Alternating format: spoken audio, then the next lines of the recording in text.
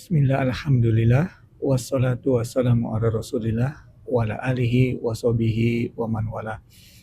Ibu-ibu, bapak-bapak, dan adik-adik pengajian Kagari yang dimati Allah, Assalamualaikum warahmatullahi wabarakatuh.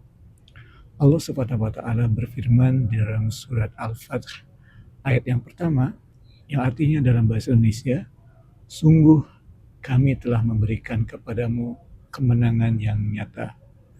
Auzubillahiminasyaitonirrajim. Inna fatahna laka fatham mubina. Sadaqallahul azim, maha benar Allah dengan segala firman-Nya. Nah, ibu-ibu, bapak-bapak, dan adik-adik pengajian Kagir yang mati Allah, pernahkah kita merasa bahwa kita telah berdoa dengan sepenuh hati untuk menginginkan atau memohon kepada Allah untuk terhadap sesuatu? Kemudian kita juga merasa ada tanda-tanda bahwa Allah akan mengabulkannya, tetapi ternyata hasilnya justru tidak demikian. Kita tidak memperoleh apa yang kita inginkan tersebut, apa yang telah kita doa pada Allah tersebut, kita tidak mendapatkannya. Pernahkah kita merasakannya? Nah, ibu-ibu, bapak-bapak, dan adik-adik pengajian Kagir yang mati Allah, mungkin dari sirah Nabi Sallallahu Alaihi Wasallam, kita pernah mendengar istilah atau kejadian Hudaybiyah, ya, perjanjian Hudaybiyah. Nah, awalnya Rasulullah SAW bermimpi menjalankan umrah di Mekah. Pada saat itu Muslim sedang berada di Madinah, ya, sebelum Fatah Makkah. Nah, kemudian Rasulullah SAW karena mendapat mimpi, dan mimpi Rasulullah adalah wahyu, kemudian bersama dengan para sahabatnya beliau Rasulullah SAW berangkat menuju Mekah untuk melaksanakan umrah. Tetapi sekitar sebelum Mekah, di suatu tempat yang bernama Hudaybiyah, Rasulullah bersama rombongannya terhenti.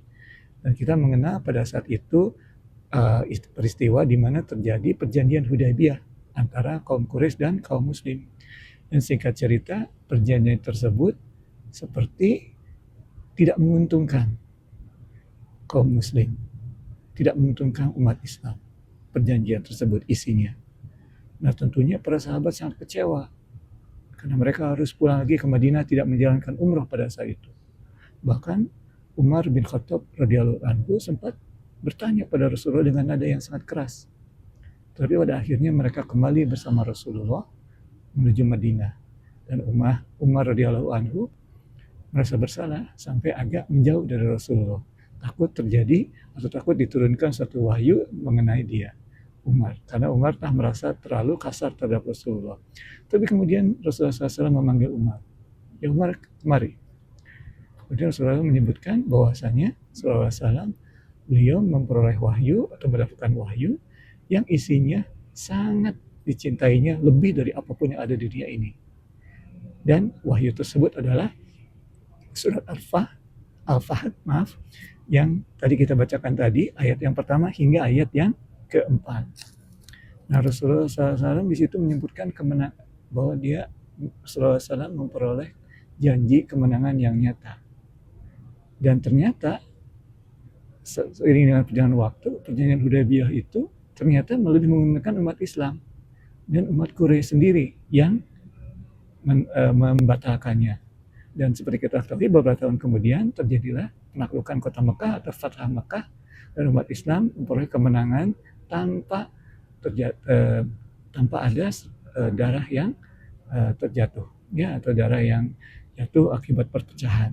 Nah, ibu-ibu, bapak-bapak, dan adik-adik pengajian Kagir yang Allah, ada ulama yang berpendapat bahwa kemenangan yang nyata itu adalah Fatah Mekah, karena jelas sekali. Ada juga seperti Ibnu Mas'ud, salah seorang sahabat Rasulullah SAW, menyebutkan justru yang kemenangan itu adalah perjanjian Hudaybiyah, karena dengan situasi perjanjian tersebut ajaran Islam berkembang, dan pada akhirnya Fatah Makkah lah yang terjadi.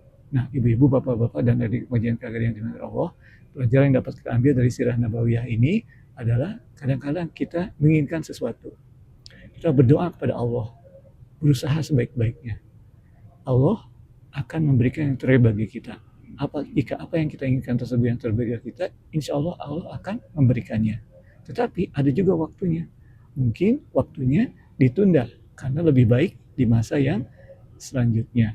Nah, ibu-ibu, bapak, dan adik-adik yang dirahmati Allah, Tentunya ini kembali kepada konsep keimanan di mana kita yakin akan Allah, akan qadar Allah. Apapun yang kita minta, kalau itu baik bagi kita akan terjadi. Bisa sekarang, bisa di waktu yang ditentukan oleh Allah lebih baik untuk memperolehnya. Demikian ibu-ibu, bapak-bapak, dan adik-adik yang dirahmati Allah. Yang menang dari Allah, kesalahan dari sendiri. Wabillahi taufiq wa hidayah. Assalamualaikum warahmatullahi wabarakatuh.